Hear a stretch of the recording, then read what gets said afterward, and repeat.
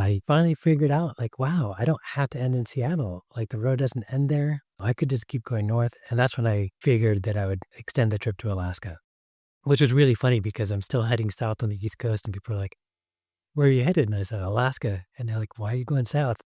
You just heard Eric Matthes talk about one of the biggest decisions he took while circumnavigating the United States by bicycle.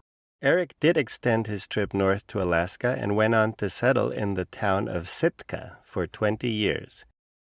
Today, so many years later, Eric shares how he built up the confidence to spend a year living on a bicycle and the profound influence that time had on the rest of his life, including overcoming obstacles to write Python Crash Course, which became a best-selling introduction to the Python programming language.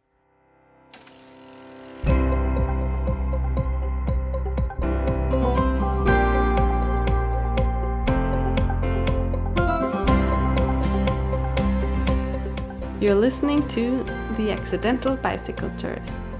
In this podcast, you'll meet people from all walks of life and learn about their most memorable bike touring experiences. This is your host, Gabriel Aldaz. Hello, cycle touring enthusiasts. Thank you for tuning in to another episode of the Accidental Bicycle Tourist podcast. Although I am by no means a professional software developer, I have been programming computers both professionally and personally my entire adult life. In elementary school, I wrote my first computer program in a language called Logo. I made the on-screen cursor, which looked like a small turtle icon, move around the screen to draw shapes. From those humble beginnings followed varying levels of experience with Fortran, C, Assembly, C++, and Java. Some years ago, wanting to learn this language everyone was talking about, Python, I set out to do it the old-fashioned way, with a book. But which one? Today's guest, Eric Matthes, is the author of Python Crash Course, the book I used to port my knowledge of other computer languages to Python.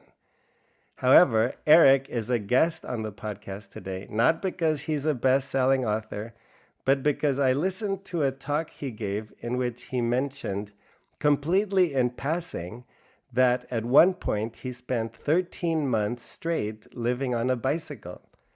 The conversation quickly returned to Python, but I was intrigued. Eric's website gave a very brief description of his route, in which he appears to have started in Seattle, circumnavigated the United States, and ended up in Alaska. Well, I just had to find out more. So, Eric, thank you so much for being a guest on the Accidental Bicycle Tourist podcast. Thank you for the invitation. It's really nice to speak with you. And let's get this out of the way at the beginning. What is the latest edition number of Python Crash Course? It's on the 3rd edition currently. And roughly how many copies has it sold? Ooh, boy, I stopped paying close attention, and it's hard to track because of digital copies and whatnot, but probably 2 or 3 million. Wow. Okay. Do you ever wonder, how did I get here? Because I'm wondering that myself. Very, very much. Yes. So, how did you get here?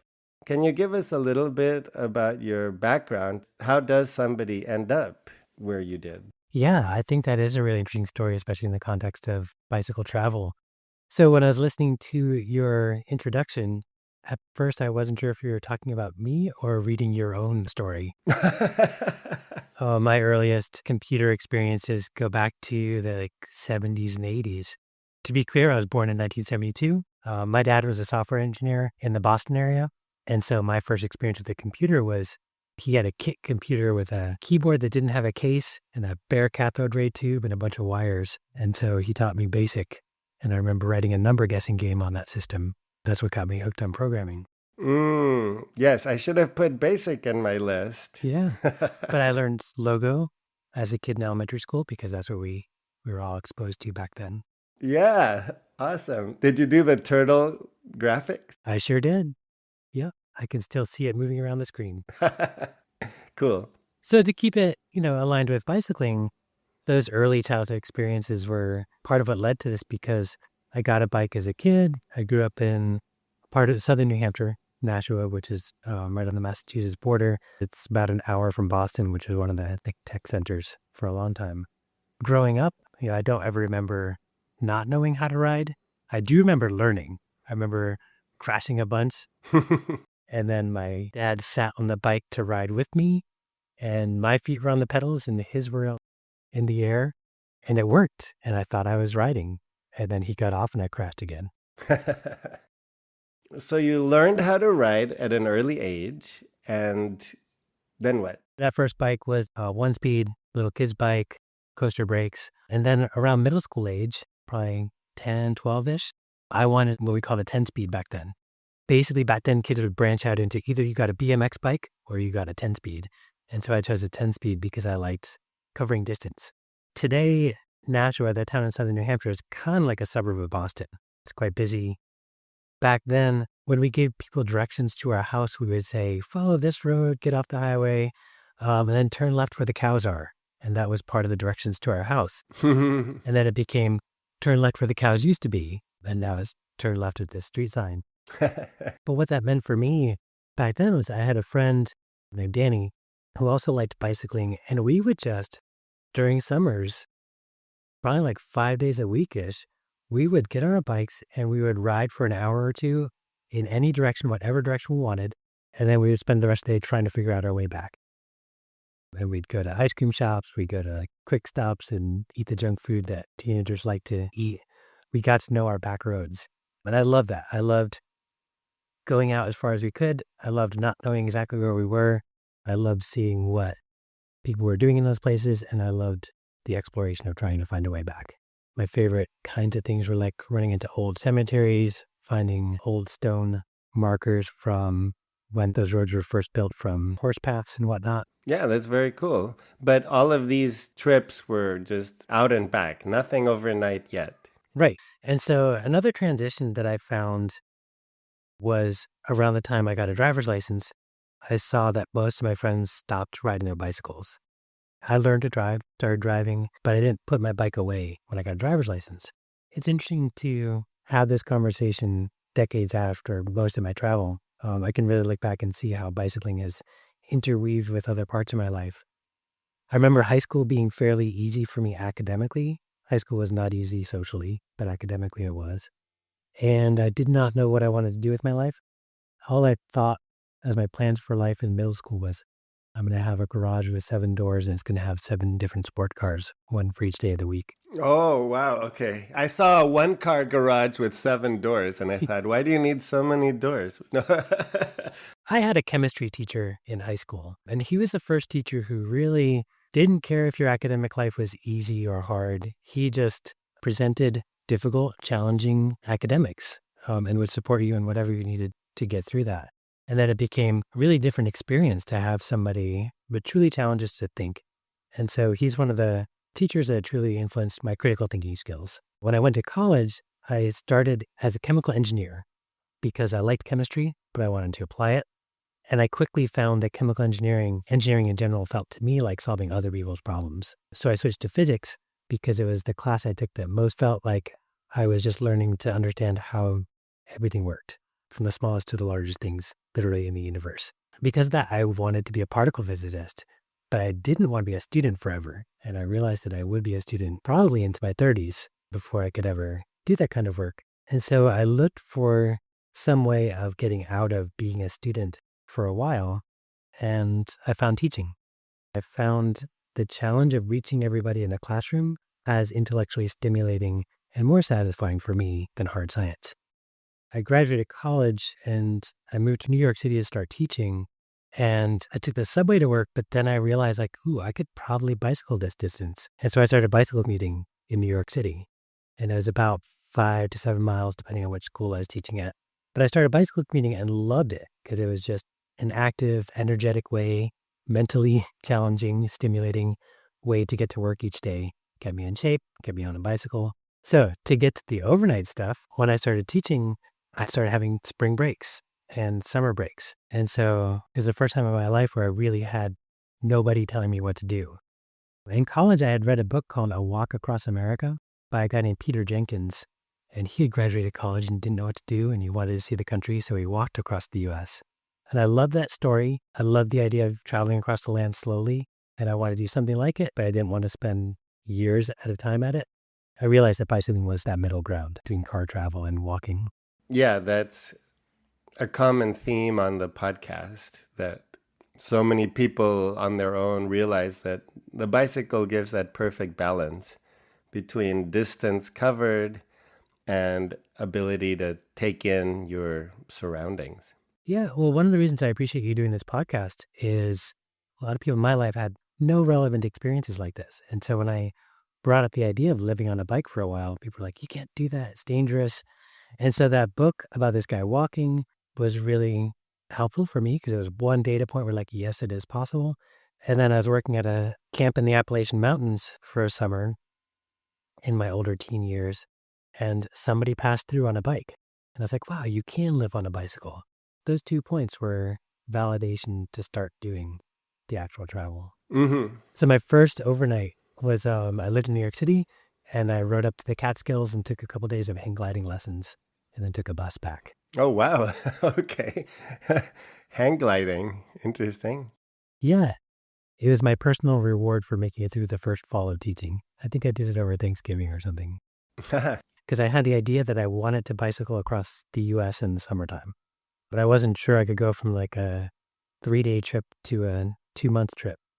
So I planned a week-long trip from New York City to Niagara Falls, and I planned to do it over spring break, which was around April-ish back then.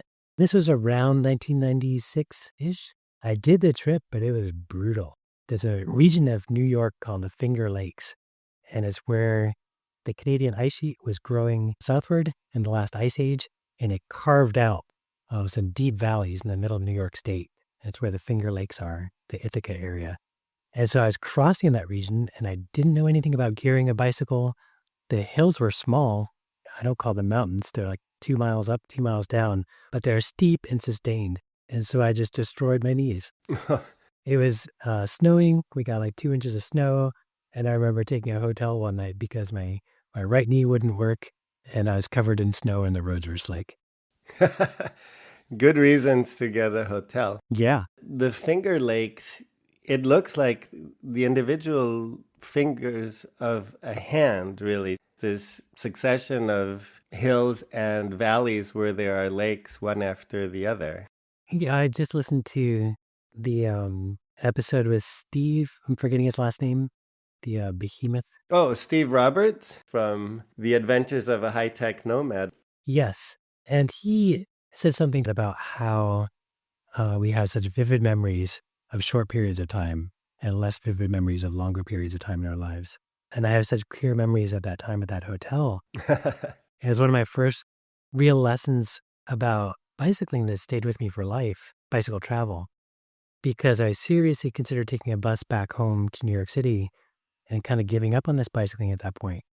I knew I didn't want to destroy my knees for life just to travel a little bit on a bicycle. I woke up and I could walk around, and I realized, like, okay, I'm going to just try it, see if I can move and cover ground, not hurt myself, and see if I can just make that end destination. And so I tooled around the parking lot. I ended up riding by like pushing down on my right knee and then pedaling with my left leg.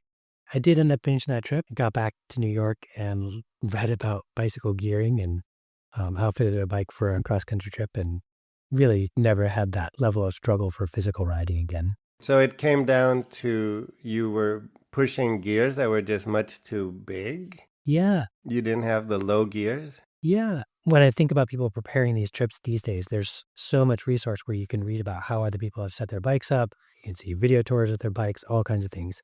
So back then, when I was trying to set up my bike, it was like finding a few printed articles, visiting a bike shop, starting to learn about what gears you could use on your front chainring and what cassettes you get for the back.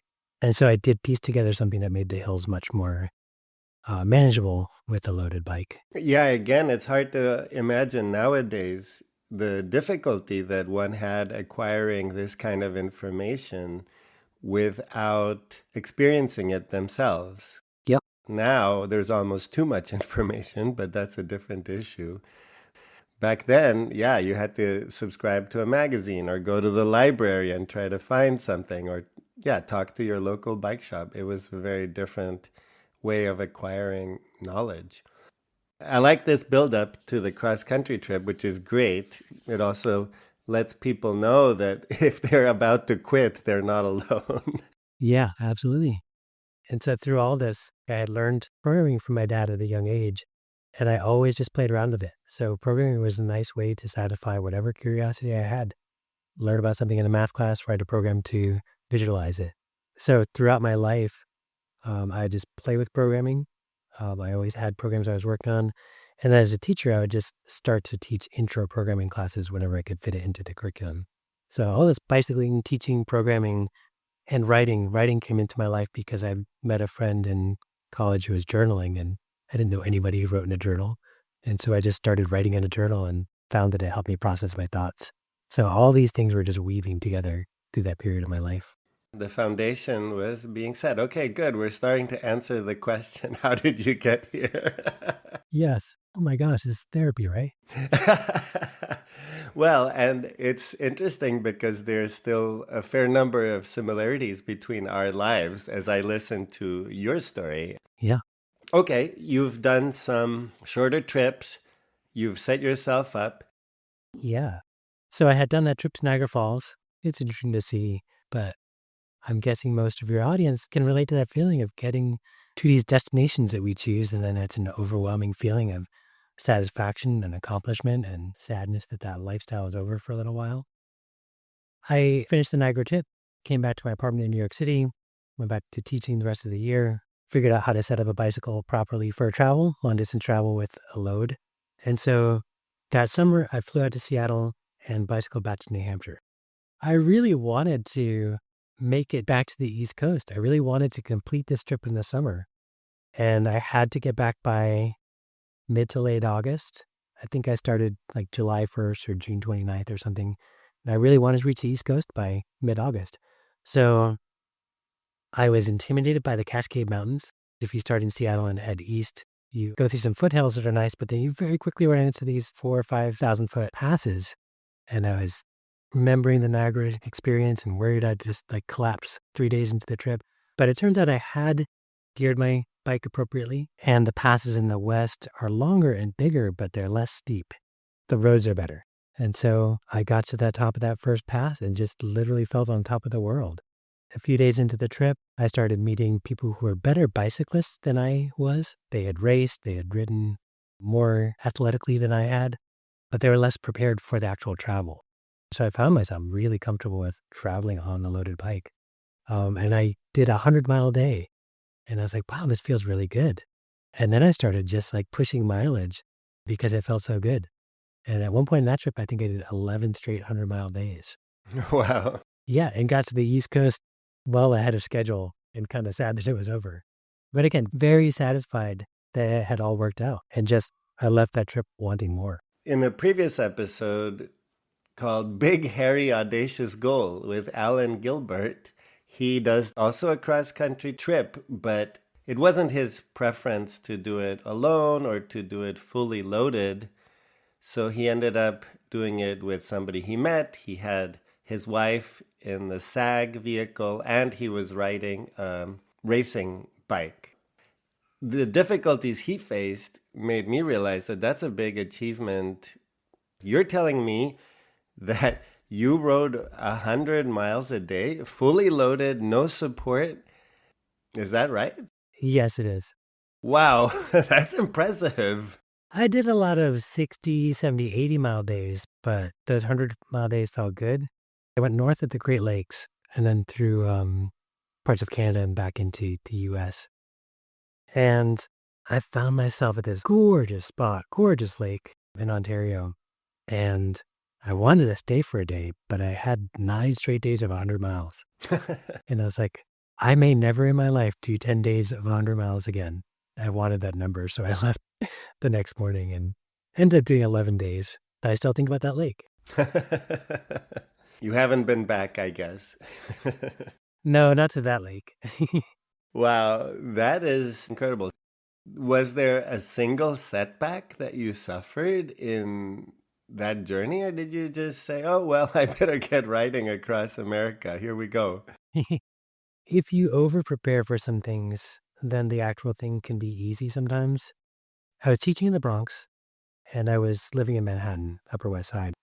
And so I would ride from the Bronx to Manhattan, but instead of going right to my apartment, I'd cross the George Washington Bridge and like ride in New Jersey and then come back to my apartment. Make a little detour. Yeah, so I had a 10-mile baseline every day, but I would add 10, 20, 30, 50 miles. Yeah, so I was doing 100+ mile weeks. You'd commute via Philadelphia. Yeah. So I had this really solid base for the physical work. And I grew up camping in the mountains. I worked in mountains for a couple of summers. So I was really comfortable with just outdoor living. And on a bicycle, if you're on a paved road in the US, unless you're specifically seeking out remote places, you're going to see food sources and water sources every day. I kind of came away from that feeling like the northern US in the summertime for bicycle travel. It's kind of this playground, mountains, lakes, swam every day. There were hard parts. I didn't have a good rain jacket. I got soaked at times.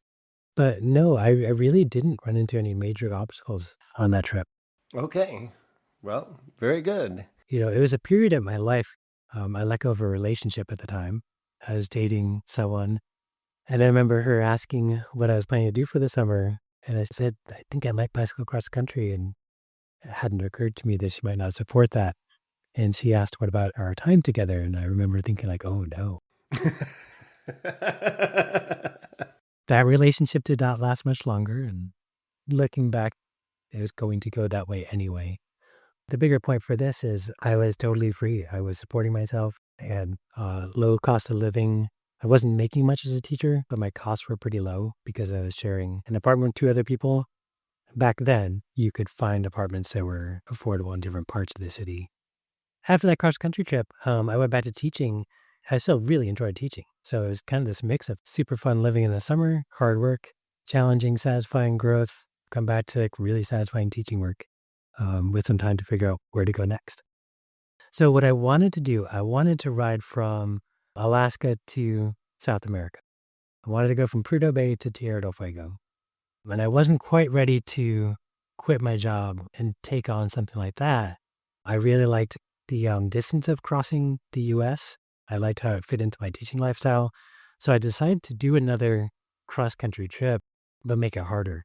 So I planned for the next summer to go from San Francisco to Georgia, which is basically crossing the southern U.S. So I did that southern U.S. leg the following summer, just as a summer trip, didn't quit my job or anything. And that was hard. It was hot. I remember like 114 days in Moab, Utah. Mm-hmm. There was 111 miles of no water in the desert through Nevada. Slept outside Area 51 and saw flashing lights in the night. Got to the Mississippi, crossed the Mississippi, and then headed south into like Mississippi and Alabama and Georgia. That's, super interesting socially. That's when I did start to get things thrown at me while riding and feel less safe in certain parts. What was thrown at you? I think it was a bottle at one point, and that probably happened a couple of times. Most of them were just scary encounters. People clearly not wanting me around. Fortunately, it never led to anything. And it was hot and humid, so it was just like drenched in sweat all day long and then sleep sweaty in a tent at night. Think of it as 95-degree days and 95% humidity looking back. That was, I think, what we call type 2 fun. Yeah. It was not nearly the playground of the northern U.S., but it's what I wanted. I wanted that more challenging kind of travel. And it worked. I got to the beach in Georgia, and I wonder how many of your listeners have had this experience. I remember vividly sitting on the beach, watching the tide, and then kind of shook my head and the water was around my legs. And I kind of got into this little mental trip of trying to figure out how to cross this thing that was in front of me. That summer had been one long series of oh no, this thing might derail my trip. How can I get past it and figure out how to deal with the desert and the heat and mechanical issues? And I got to the ocean and had a little profound personal experience. That trip was interesting to go back to. So I went back to teaching, still loved teaching, but now I was like, okay, I have 2 U.S. cross-country trips under my belt. I can probably bicycle wherever I want, as far as I want. That's when I decided to quit my job and live on a bike for a year. Okay. So I started to plan the Alaska to South America trip. And then I got a call from a friend named Sara from college who finally had space in her life to do a trip. And Sara is such an important person in my life because she was the one person who said, yes, you should go live on a bike instead of you should go get a master's in education. She had grown up on a lake in Maine. She was more of an outdoors person than I was at that point. So she called me up while I was planning the South America trip and said, hey, I want to ride across the country. Do you want to join me? I was like, oh no, here's this person that has been so formative in my life wanting to do a trip together, but I've already been across the US twice. Should I do that? Should I go to South America? And I realized I wanted the time with her more than I wanted that South America trip. But I also really wanted to live outside for a year. And so the compromise I came to was I would do the cross-country trip with her, but when she went back to her life after crossing the US, I would keep going and I would circle the US. And so I did quit my job. I did give up apartment. I got rid of most of my stuff, put a few things in my parents' house, and lived on a bike for a year. And the first leg of it, and again, by leg, this is now a 3,000-mile leg, but the first leg of it was with Sara. Yeah.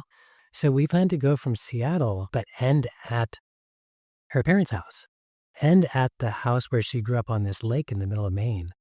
And I pushed back against that plan for a while because, like, how can you, like, travel that far and not go to the Atlantic Ocean? You were saying if she didn't do it, she might regret it. And then she was like, oh, that's okay. Right. Yeah. Oh, all right, all right. And it didn't matter too much to me personally because I knew I was planning to go down the East Coast afterwards and I'd touch the Atlantic at some point. Well, you need to tell her about the tradition about you dip your wheel in the Atlantic and then you dip the wheel in the Pacific. Yeah, we did that. So we dipped our wheels in the Pacific and did our Pacific swim and then crossed the country. And it was actually the right call because the house that she grew up in was on a dirt road along this lake in the forest. And so it was a pretty profound experience to go from these like 2-lane highways to a 1-lane unmarked paved highway to this dirt road. And her dad had set up this finish line across the driveway. So we actually got to break the tape, drop our bikes, and jump in the lake that she grew up in. And her dad still lived in this little cottage by the lake. And so he had cooked us this big, massive breakfast on a wood stove. We jumped in the lake. We were soaking wet and cold and went inside this massive, perfect bicycling travel breakfast. So, yeah, it was a window into her life that was really sweet to see. And then they dipped our wheels in the lake. And she was right. That was a perfect ending for the trip for her. That's cute. You dipped the wheel in the lake. That sounds very quaint all the way around. You know, I spent a couple of days at her house and went to the movies and hung out with her dad and whatnot. And it was this really weird mental time for me because we went from Seattle to Maine. I didn't want to repeat my route entirely. So we had the goal of going as far north in Canada as you can on an east-west road. So we went Seattle to the Great Lakes, and then we jumped into Canada and went through a town called Chibougamau. You basically head toward the Great Lakes, cut through at Sault Ste. Marie, and basically shoot north as soon as you can and do this big arc around northern Quebec, and then drop down into Maine. I loved it.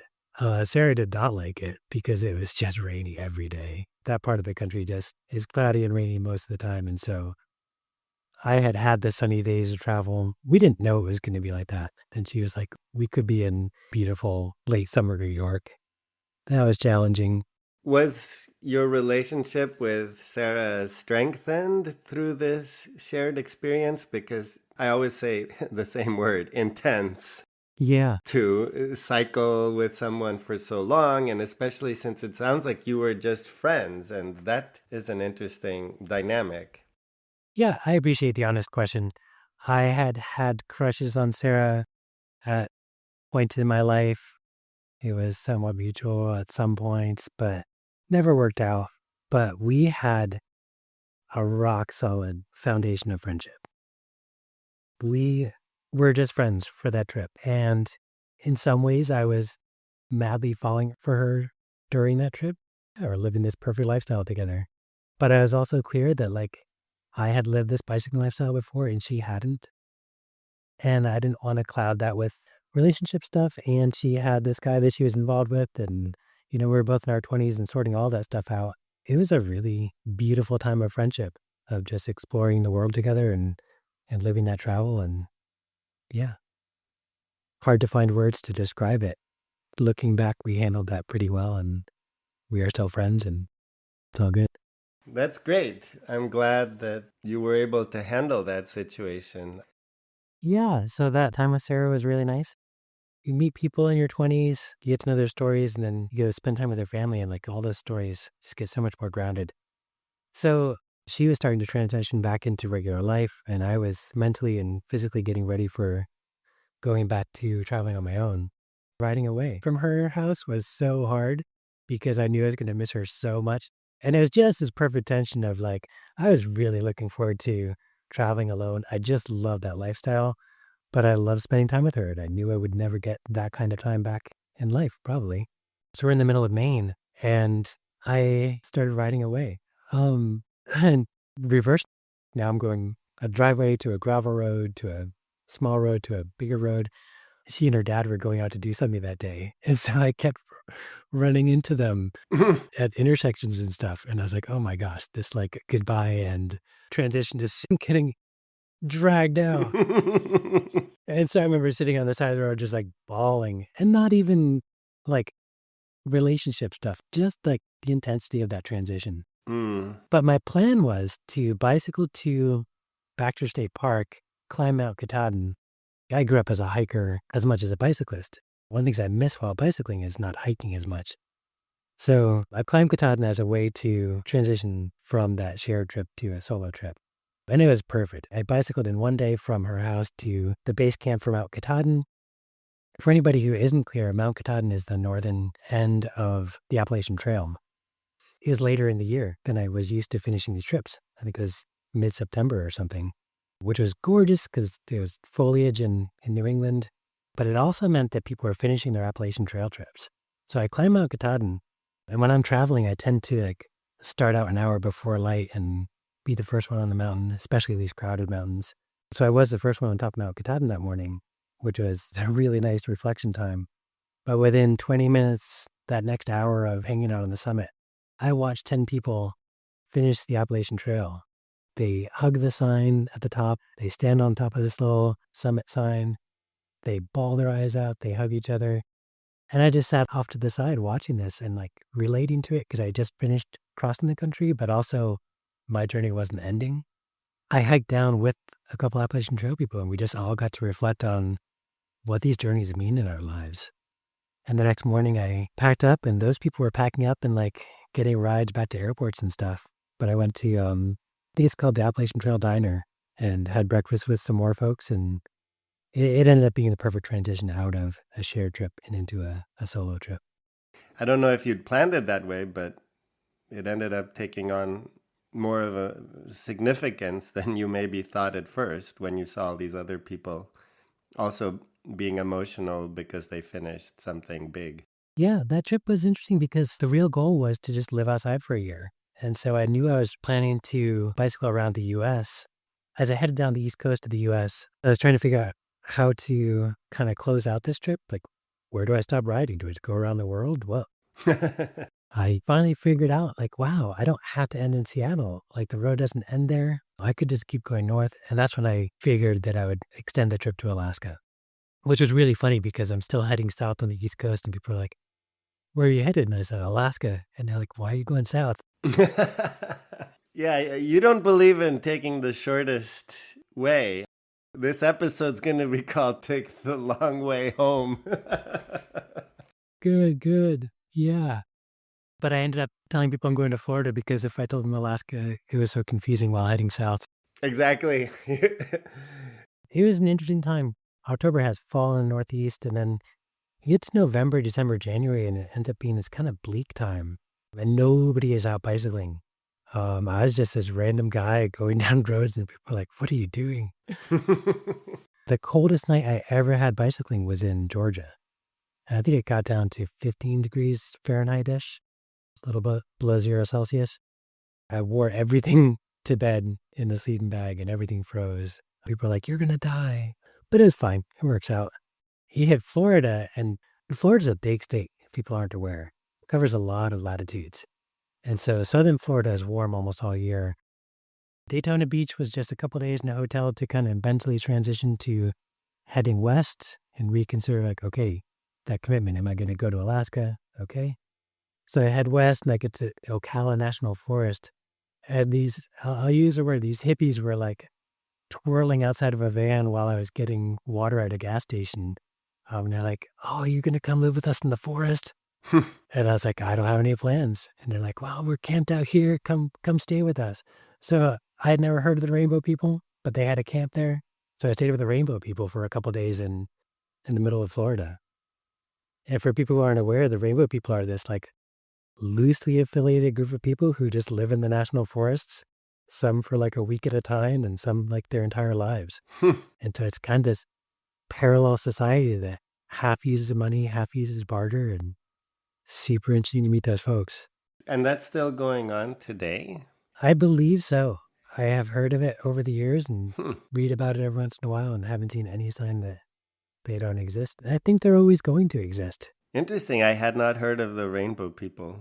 It was interesting to turn west because now when I said I'm going to Alaska, people were like, "Oh, you really are." I crossed the south, which I had done in the summertime before, but it's very different to go in the wintertime. It's just a different feeling. I got chased by 2 Rottweilers at one point around Florida or Georgia or something. And I remember these dogs, there was nobody around, and these dogs just appeared on the road one morning. I realized they were hunting me. They were using this pack behavior where they split up, they're trotting on either side of me. One would dart at my front wheel and then back off, and the other would watch to see what I was doing. And I just stayed steady speed and didn't try to outrace them or anything, just stayed calm. And then the other would run at my front wheel and the other would watch. And they traded off for about a mile. That's one of the scarier encounters. So I went across the southern states, Alabama, then Mississippi.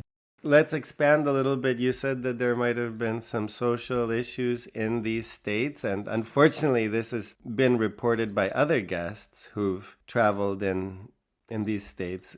The South, I don't quite know how to describe it beyond concrete experiences. I'm going to use a racial slur in a moment because that was the reality. I was in Mississippi. I would camp alone in the woods a lot because I felt very safe there. I didn't have a fire. I just cooked on a camp stove and I was very invisible. But I stayed at a campground one night in Mississippi, and most of us know that as bicycle travelers, you end up at people's campfires. So we're at this campfire late into the night, and people are telling their stories about where they've come from and how they got there. And these people, they've been nice all night, very welcoming, sharing food and warm. It was my turn, and then they learned that I had left a teaching job in New York City to live on a bike. And I remember this guy said, "Yeah, if I taught a bunch of N-words and wetbacks, I'd go live on a bike too." And it just floored me. And I had never heard the word wetback before. If anybody has not heard it, it's a slur for people who have crossed the Rio Grande to get into the U.S. Mm-hmm. And I felt terrible for a few days because I did not confront these people. I had no idea how to confront that at a campfire in remote Mississippi. And so I just stayed quiet and let other people talk and went back to my tent and stayed awake for a long time. As we know right now, the U.S. has issues with race all over the country. The history of that is so different in the South that it comes up in different ways. Yeah. And I live in North Carolina right now. I'm dealing with some of this as a resident for the first time. And it's interesting, and I'm kind of glad I have the background of having traveled through this area on a bike for a framework for thinking about living here now. Anybody who doesn't fit that mold ends up as a target at some point. And what part of North Carolina are you living in now? So I'm in a town called Brevard, which is a small town south of Asheville, western North Carolina, and it's in the southern Appalachians. So we're about 2,000 feet elevation. Okay, and Asheville is also close to the endpoint of the Blue Ridge Parkway. Yeah. Why would there be this backlash against bicyclists just because they don't fit the mold or something? They're not, driving a pickup truck? Do you have any insights on that? Okay, where I am right now is one of the mountain biking meccas of the world. There's a bit of contention, and some of it comes from how long people have to wait behind bicyclists at points. Mm. But outside of bicycling-focused areas, some of the southern roads are some of the worst I've ever ridden. I came up with this description of, in Louisiana, I saw like negative shoulders. Like the road was so poor that you had to be in the lane most of the time because you'd see bits of a white line on the side of the road. You're kind of in the way. You kind of have to get out of people's way. And so that there is an interaction. It's much less of just being able to just drive right by. I see. Alan Gilbert also was one of the people who mentioned Alabama. He said there the rumble strips Yes. also prevented you from being on the shoulder, so you had to get on the road, and some drivers didn't appreciate that that was the only option, and they thought, why are you on the road? This would also be the case with the negative shoulder. You kind of have to be on the road. Yes. I think that maybe that is one set of things, is that drivers are like, why are you on the road? And maybe they don't realize that the bicyclist has no other option. This part of the country has a long history of violence. Slavery was perpetuated by violence. I think that lingers in some ways, lingers as part of the culture in a way that is different than the way violence plays out and impacts culture in other parts of the country and the world. Lots of people in the U.S. want to pretend that that is just the past, but it lingers. It lingers. Okay, so somehow you got through Louisiana. Yeah. I hit New Orleans for Mardi Gras and stayed in this like super dive motel. So then I hit Texas, and Texas was wide open. Eastern Texas is actually a bunch of rolling hills, but then you hit a point in West Texas where it's just those western plains again. I did a 36-hour ride once. I rode all through the day, and then it was a full moon night on these like just long, endless straight roads. And I was like, there's no reason to stop riding. Nobody is out here. The moon is full, and I decided to just ride straight through the night. And all those animals we see as roadkill, as bicyclists, I saw them all alive. I saw armadillos crossing the road, owls swooping down and flying at me, rodents crossing the road. It was a totally different experience. Yeah, then I was hitting New Mexico. Arizona was nice. I started hitting snowstorms in Arizona. I was riding one day and listening to forecast in the diner, and they started talking about snow, and I was like, what? And we got 6 inches of snow the next day. Well, wait a minute, because Arizona, that's the state where I actually went to middle school and high school. Yeah, Flagstaff, Arizona, where you would expect to find snow. I went to college at the University of Arizona in Tucson, and it doesn't snow in Tucson. So how were you crossing Arizona? I went through a town called Sholo. Mm-hmm. I was along the Mogollon Rim, if that's how you say it. Mogollon Rim. Flagstaff is on the rim, and so that's an altitude of 7,000 feet. So it definitely snows. Okay, so you went through northern Arizona. I remember getting snowed on one night, and I had a walrus tent. It was gray and red. And I went to sleep in this pasture. There's cattle guards all over the west. And so I crossed the cattle guard, set up a tent in this little area behind a hill. It snowed the next morning. I'm slowly packing up my tent, shaking off snow, and there's cattle all around me. I didn't grow up with cattle, so I don't know if these animals are going to hurt me, but I remember turning around to pick up a bag to pack it, and each time I would turn around, the cows would be closer. But I'd never see them moving. And I got to shake out my tent fly, and I was like, I don't know if I should shake a red fly, a red tent fly in front of a bunch of, I didn't know if they were steers or bulls or what. So I just quietly folded things up, quietly walked my bike out. But it's actually relevant to the conversation about going to Alaska, because the biggest question was, how am I going to deal with bears? So my plan was to go to Seattle, cross into Canada, and then go up the Cassiar Highway. Your comment about the longest road home, my goal at this point, this is before the internet, before Google Maps, I would always buy a state map whenever I got close to a state. I'd know where I was going to cross into a state, and I would pick a point on the other side of the state that I wanted to get to, and then just find the smallest roads that would get me there. Yeah, I'm grateful to have done these trips before the internet because I really appreciate not knowing what the land was going to look like before I bicycled into it. So I didn't want to take the Alaska Highway. There's another parallel highway that's more remote, and it's called the Cassiar Highway. The Stewart-Cassiar, spelled Cassiar, highway is the northwesternmost highway in the Canadian province of British Columbia, traversing some of the province's most isolated mountain wildernesses. Cassiar itself is now a ghost town, formerly housing the workers of the Cassiar asbestos mine, which closed down in 1992. Although mostly gravel when Eric rode it in the late 1990s, the Stewart-Cassiar Highway is now fully paved. So my plan was to go into Canada, head north, pick up the Cassiar Highway, and then pick up the Alaska Highway when it's the only option. So I knew I'd be in remote places. I knew there'd be bears. Everybody I said the word Alaska to, they'd be like, what about bears? So around Arizona, I started practicing bear safety. So I started learning to hang my food in Arizona. I've committed to hanging my food every night and basically living as if there were bears around me from that point forward. And for anybody who hasn't done it, it's a lot harder to hang food consistently and well than people realize. A lot of branches are not easy to throw something across, not easy to pull a rope across. And so I had many failed food hanging nights. That's impressive that you thought that far in advance.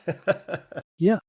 Into California and I went up the spine of 395. It kind of goes through the Sierras. And that was surprising because I was getting into springtime, but all those mountain areas just hold on to winter for a long time. So it's kind of like I went into spring in the Southwest, and as I headed north in California, it's like going back into winter. But it was a pretty profound experience to get back to the Seattle area because I went around the Olympic Peninsula, which is just gorgeous. My first experience of a outer coast rainforest. And I went to Whidbey Island, and I reached the point where Sara and I had started the trip. And that like closing of the loop around the U.S. was a pretty profound feeling. I bet. And then being back on familiar roads. But also with this like trip to Alaska still coming up. And it's like, what a life, right? Live for a year, do 10,000 miles, and then still have like 3,000 miles to go. Yeah, yeah. Super funny story. So I crossed into Canada near a town called Abbotsford, and you go up to a town called Hope, and that's where Rambo was filmed. Some of these places just still look wild and kind of out there. I think it was my first night in Canada. I wasn't out of the developed area very far, and I was camped on this little hillside. I hung my food. I wasn't very satisfied. It wasn't super high. The branches were kind of droopy. The next morning, I came back to where I had hung my food, and it wasn't unusual at that point for my food to be a little lower when I went back to it because my knots weren't perfect or whatever, and my food was higher, and it was significantly higher, and I was like, what? Gravity only works one way. I was like, did a bear like try to get it, and it just like snagged higher? And I started untying it, and it was a different knot. And so somebody had walked through the forest that night, saw that my stuff wasn't tied up well, retied it with a better knot, and I ended up using that knot for the rest of the trip. That's funny. Somebody was like, amateur. Yeah. So whoever you are, I appreciate that. Anyway, I got to this town where if you keep heading north, you'll hit the Alaska Highway. And if you turn left, you'll head out towards Prince Rupert. Ooh, am I going to actually do this Cassiar Highway, which is mostly gravel, and where I knew I would see bears? Or do I go like the well-traveled path to Alaska? That was the main choice. And so I turned left, and it was, a couple hundred miles of just rolling farmland, just gorgeous, getting more and more remote the further I rode. And then I got to a place called Kitwanga, and that was the turn right north to the Cassiar Highway, and it was into the Yukon and then Alaska. That was a really interesting choice because I could have just gone straight a little longer, and there's a ferry terminal for the Alaska BC ferry system. And so I could have just decided to end my trip in British Columbia. I could have gotten on a ferry and like gone up to Alaska that way and kind of created this hybrid trip. And I remember standing there, just kind of taking a few minutes and saying like, do I really want to go like test myself and live with bears? And I was like, okay, this is what I've been working towards for a year. And so I headed north. And that first night I saw bears. And I had always wondered, okay, if I see a grizzly, am I going to know it? And I had learned like you look at the shape of the ears and the hump on the neck, and you can't rely on color because there are light colored black bears and dark brown bears. And I saw this bear once and I was like, oop, you know it when you see it. So I saw bears almost every day for the next week. That Kaiser Highway was remote. I think it still is significantly more remote than the Alaska Highway. But back then it was a lot of just gravel and not many travelers and about as remote as you get. You didn't have any scary encounters? You just saw them and they kind of went on their way? Or... Yeah, I did not have any issues. I never got hurt. It was the focus of that time. I remember people coming the other way would stop and slow down and roll their windows down and say like, hey, there's a bear up ahead. You should watch out. And so at one point I got to this hill and I could see the bear about quarter mile, half mile ahead. I think might have been a bear and a cub. And, they've learned to hang out and just kind of harass drivers for handouts. Most of the time I just come across them and have to deal with it. But this one I could see them sitting in the middle of the road. I wasn't sure whether to go towards it. I waited like 10 or 15 minutes, flagged down the next RV that approached, and they pulled up next to me and rolled their window down like an inch or two. And, that whole like fear of bicyclists. Like, what am I going to do to you? And like, what do you need? I was like, well, there's a bear up there. And I'm like, okay, thanks. And it's like, I'm not warning you. I'm like, I was going to ask you for a ride past the bear. But they just took off. And so I was like, okay, this is my life. This is what I have wanted. And so I just started singing and talking loudly to the bear, and they got off the road. I passed there and never saw them again. And so your singing is that bad? Haha. I want to clarify for anybody who is going to encounter bears and hasn't heard this, it's about speaking loudly and asserting that you are not afraid is not about yelling and being angry. I've had people think that it's about being aggressive and showing them dominance. It's just showing a lack of fear. If you go too far and are loud and aggressive sounding, that can come across as challenging and cause issues. That's a good tip. Yep. I would just tell them, I'm just passing through, bears. Please let me by. I'm not going to bother you. And it worked. And I'd sing loudly. Oh, wow. The scariest encounter was I was going on this really narrow section of the road. It was grassy and lightly forested. And I looked to my right and I saw this matted down grass. And I thought, ooh, it looks like a bear slid down there. And I had this picture in my head of like a teddy bear sliding down the grass. And I was like, ooh, maybe it's still around. And I turned to my left and it was like 8 feet away. And it was a grizzly. And it was too late to stop because I was pretty much even with it. That road was just so overgrown in that area that I came upon it without seeing it first. And that's the first bear that didn't run away from me. It just kind of stood its ground. And so I just kept pedaling the same rate. I treated it like the dogs that I had run across in the South. I found that practice of managing scary loose dogs worked on bears. So when that bear didn't run away, I just stayed calm and did the same thing I did with the dogs. I looked back after I passed the bear and took a step towards me and huffed. And I was like, please, bear, don't bother him.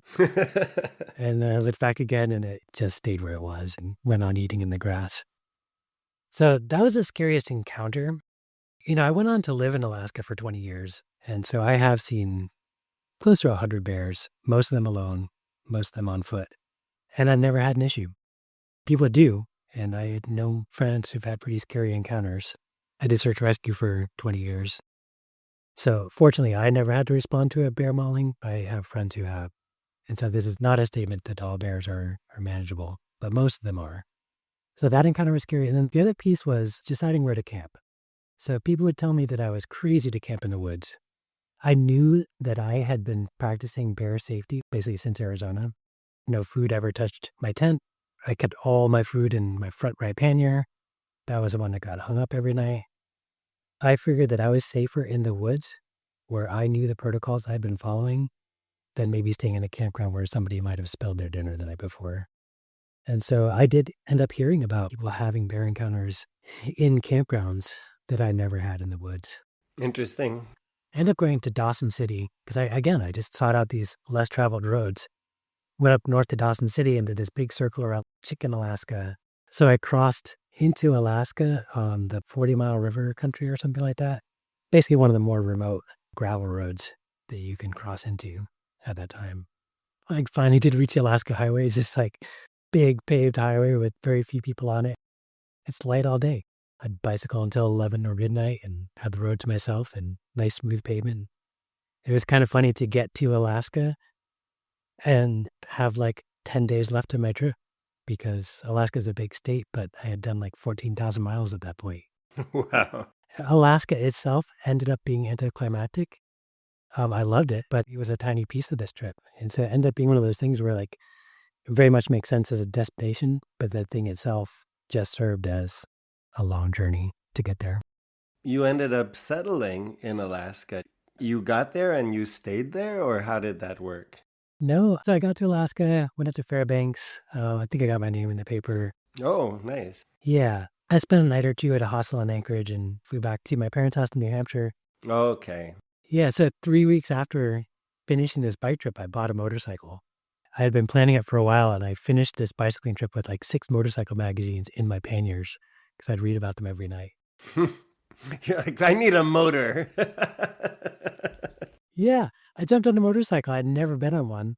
And so I bought one and had it delivered to my parents' house on a truck. And I just like did a 3-minute ride the first day, a 10-minute ride the next day, and failed my motorcycle license test the first time, and then like really learned how to handle it. But the first time I did a mountain pass, it was like, oh my God, climbing this mountain is just like descending used to be. Yeah. I got another teaching job in New York City. I got the same apartment with my old roommates. The person who had stayed in my place ended up being there just a year, so I kind of slid right back into that. But it was really disorienting to go from a year living outside, especially through all the seasons. I mean, my life was just dictated by the outside world for a year. And then suddenly I'm living back in New York City and the artificial schedules and whatnot. I remember sitting down on the sidewalk at one point, just like disoriented. And I kind of wondered if I was having some kind of breakdown. I wasn't panicking, I was just disoriented. And part of me feels like I could have had a break there and like not gotten back up. But I realized after a few minutes that it was just from this sudden transition from that supernatural outdoor lifestyle back to society. That was the end of my bicycling. What I missed while bicycling was living in one place and getting to know a place well. I taught 3 more years in New York City, and then Sara called and said she was moving to Alaska and said, you should come. Again, it wasn't a relationship thing. She's just like, you've been talking about leaving New York City for a long time. You should go to Alaska too. I met a couple who were crossing the country on a tandem, and they were pulling a 2-wheel trailer. The woman was studying for her boards as a doctor, and her husband was a middle school science teacher who coached a chess club, which was exactly what I was at that point. We bicycled together as a group for a week, and they were moving to Alaska. I called those people up, said, hey, thinking of moving to Alaska. And they're like, yes, come live with us as long as it takes to find a house. And so I put in my notice at work and moved to Alaska and stayed there 20 years. I thought I'd live for a year in Southeast Alaska before figuring out where I really wanted to be in Alaska, because I had this mindset that Southeast Alaska, the Panhandle, isn't real Alaska. But I got there, and Sitka is a small town of about 8,000 to 10,000 people on an island that's about 100 miles north to south. And so our town was just this tiny little strip of land on the edge of wilderness with bears and salmon and just wildness. What a story. Have you considered writing a book about your bicycling trip? I did. I wrote a book called The Road to Alaska.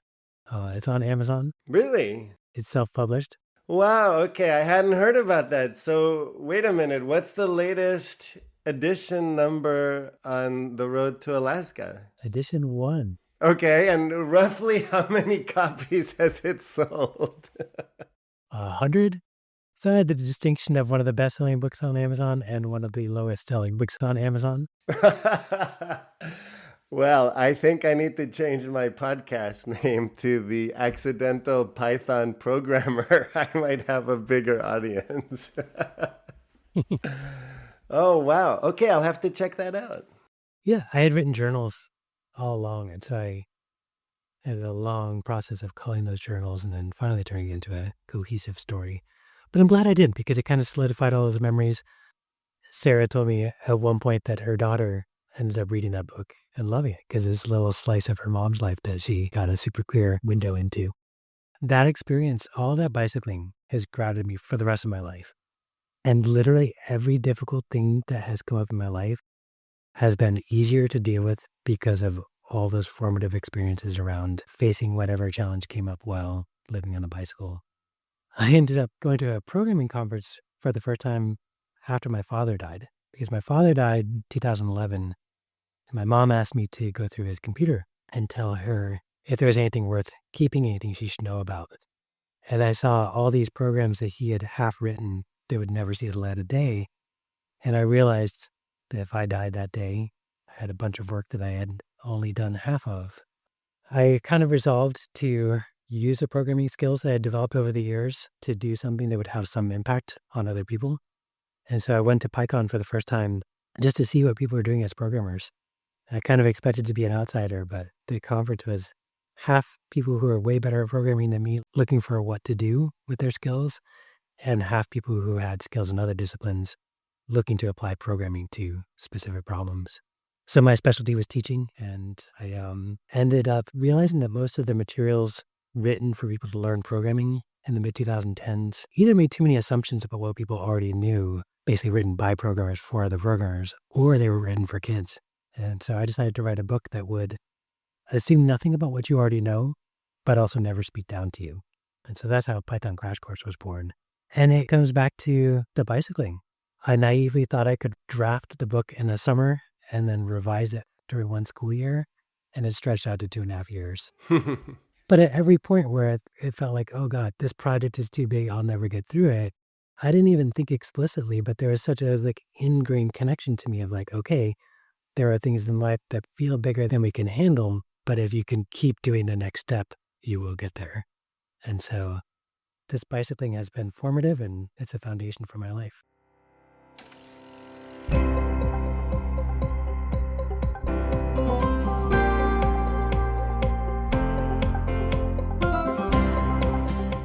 The transcript for this episode is available on the Accidental Bicycle Tourist website. I welcome feedback and suggestions for this and other episodes. You'll find a link to all contact information in the show notes. If you would like to rate or review the show, you can do that on your favorite podcast platform. You can also follow the podcast on Instagram. Thank you to Anna Lindenmeyer for the cover artwork and to Timothy Shurtell for the original music. This podcast would not be possible without continuous support from my wife, Sandra. And thank you so much for listening. I hope the episode will inspire you to get out and see where the road leads you. In the middle of Mardi Gras, I went to a Busta Rhymes concert. Busta Rhymes? Did I hear that right? Yeah, Okay. you did.